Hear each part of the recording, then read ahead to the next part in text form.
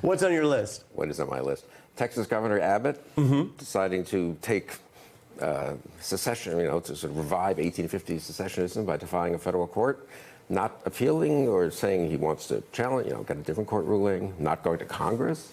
They do have a big delegation, the Texas delegation. So he's just anti-rule of law. Yeah, it really is striking, isn't it? It's not getting as much attention maybe as it should. And then many of the other Republican governors weigh in on his behalf. Like, do we really want this, where every governor just decides that whatever the federal government decides, whatever the federal courts decide, they can defy it? And incidentally, what's the great cause that he's doing this for, the noble cause? Putting barbed wire in water to wound or kill people trying to come into the United States. Right, and you're bringing this up just because this is an important issue to you, right? Yeah. And I think it is, and you're talking about them moving the line here over their border clash to try to say you should fight the government. Fugees refers, as I understand it, to refugees. Fuji, short for refugees. And refugees are people that, you go back far enough, people have memories of Reagan.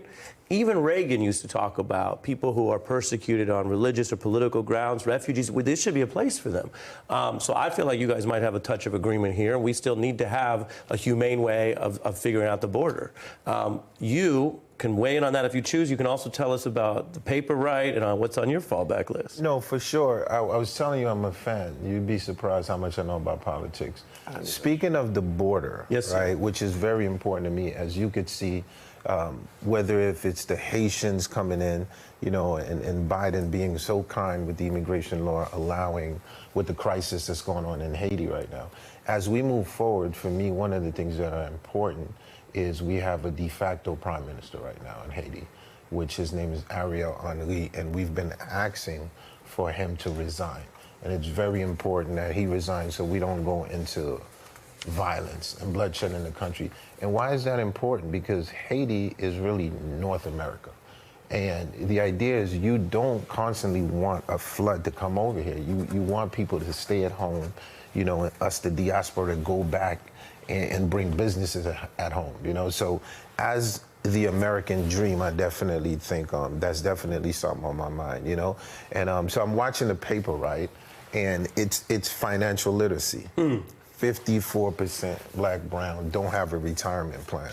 So it was like, so I was invited by the CEO of TIAA to Shonda, and the idea was like, how can you make retirement cool? So I was bored in. And we have a headline on this, because, the paper, right? I think we have the cover we mentioned. So you're talking about culture and the conversation going beyond financial literacy. Just like not spending money, but saving money. Flipping it like you, like how do we make it right? So I went and got a bunch of, starting with the Gen Z generation, Lola Brooke, Floor J, Pusha T, OG, Capella Gray, and of course I closed it. And the idea is like, how do we start to get the youth at a very young age to start to think of retirement, Yeah, here's this Hip Hop Stars Uniting, and it's so funny. I have a response, and then Bill may want to get in, but, there was a conservative, Breitbart, who used to say, politics is downstream from the culture, meaning people listen to you before they listen to him,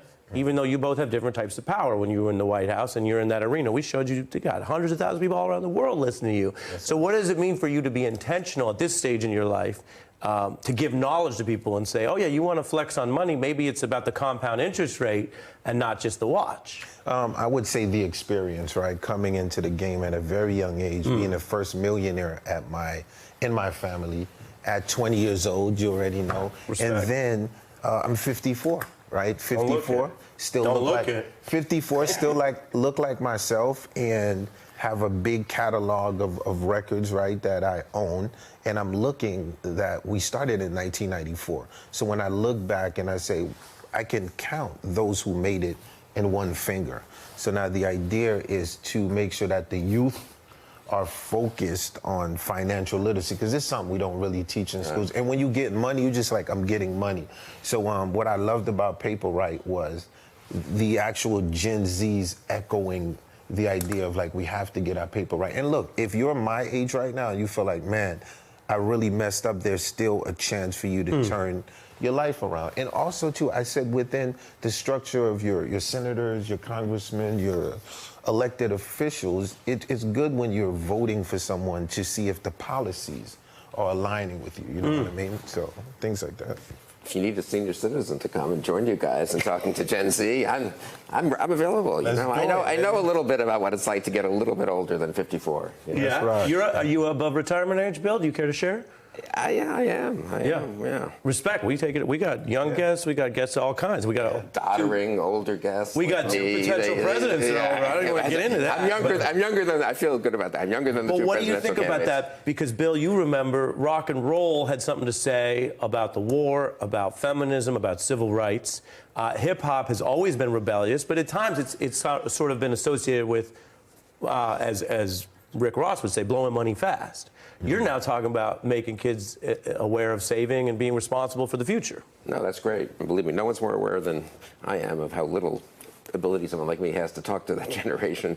And so it's great that you're doing it. It really is great that you're doing it. It's important. Do you think getting that success early, I mean, the Fugees blew up. I was saying this to you before we started this segment, but I'll tell viewers now, the album that got me first into hip hop when I was 14 years old at Garfield High School in Seattle was The Score. And it had the Afro-Caribbean reggae mix with American hip hop. And you and Lauren, it was like incredible. One of the people said, "Oh, it was first rap show." One of the first rap shows I saw was when you guys were still opening. You'd blown up, but you weren't the headliner yet. We was opening. No disrespect. You were opening for Ziggy Marley in Seattle, and we were 3-4 rows back, and you were as vivacious then as you are now. But how much does that early success, was that a challenge for you, or did that cement you had time to grow into the mogul and the global voice you are now? No, you definitely get to grow, and I would say the fact that I made these mistakes, right? Because you're moving, and you're young, you feel you're invincible, right? You make money, you lose money, and then when you start, right, you rocking every form of jewelry, right? You getting all these big homes, you getting 30 cars, right? Then you realize you realize you're only gonna drive maybe 2, right? Then you how many cars can you drive? You're like, the mansion may be too big. I want to maybe it has to be smaller, and then let me just buy land, right?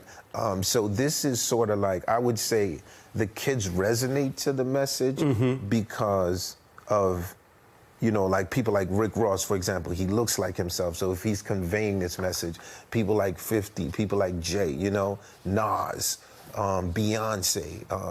So for me, just to be part of the idea that I can give that message and convey it to the youth and they could listen is a big thing. And look, America means a lot to me because I'm the definition of what you call the American dream. Hey. Right? I am the immigrant. I'm like, you go watch Hamilton, like I am that immigrant. So for me, I feel that it's important that what a high school teacher instilled in me and the idea of like vesting in me more than just a high school student. It's so important that coming from the rural areas, Marlboro Projects, Brooklyn, then being raised in Newark, New Jersey, it's so important that we convey this to the youth, I love that. That's such a fitting spirit for us as we end the week. We were talking about your song Hendrix. I went to Jimi Hendrix's high school in Seattle. Okay, Always meant something. In this song, you talk about the choices. I chose music. My homies chose Ye. Some of my ballers chose the NBA. Cuzzles on the block, man, they gangbang. Funeral parlors making all that change, And again, I was raised with the yin and the yang, right? And we all are. And within these rural areas, the structures, just coming up in the projects, I would say that one of the things they used to laugh at me, because I was like, look, man, I came from Haiti. Y'all just don't know how fortunate y'all are, Hey, it's Ari from MSNBC. And it's 50 Cent. And you can always find our videos at msnbc.com/Ari. Check us out.